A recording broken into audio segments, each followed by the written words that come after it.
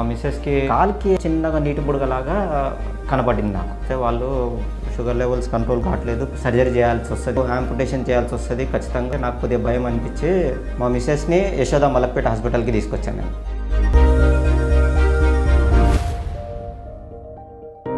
నా పేరు కిషోర్ కుమార్, మా మిస్సెస్ పేరు వచ్చేసి అర్చన.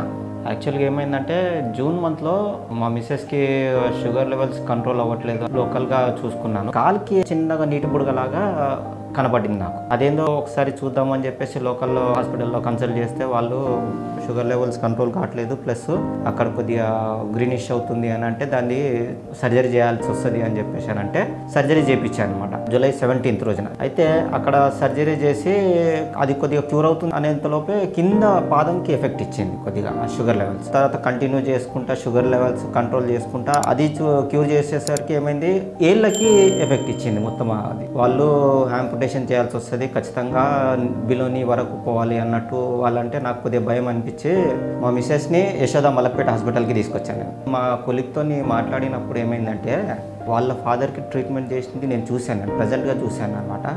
ఎవరైతే డాక్టరు ఈ సర్జరీ చేసినారో ఒకసారి డాక్టర్ని కన్సల్ట్ చేస్తే బాగుంటుంది అని చెప్పేసి తన పేరు అడిగాను అనమాట. డాక్టర్ రంజిత్ కుమార్, యశోద హాస్పిటల్ మలక్పేటలో. రంజిత్ సార్ని కలిశాను ఆ రోజు. కలిస్తే సార్ ఇమీడియట్గా సొంత మనిషి, నాకు ఒక అన్న అనుకోవాలా లేకపోతే అట్లా ఆ బిహేవియర్తో నాకు తీసుకుని కరెక్ట్గా దీన్ని యాంపుటేషన్ చేస్తేనే కొద్దిగా సేఫ్ అవుతాము, 2 విధాలుగా చెప్పాడు. ఒకటేమో బిలోని చెప్పాడు, ఒకటేమో కారకాల వరకు చెప్పాడు అనమాట.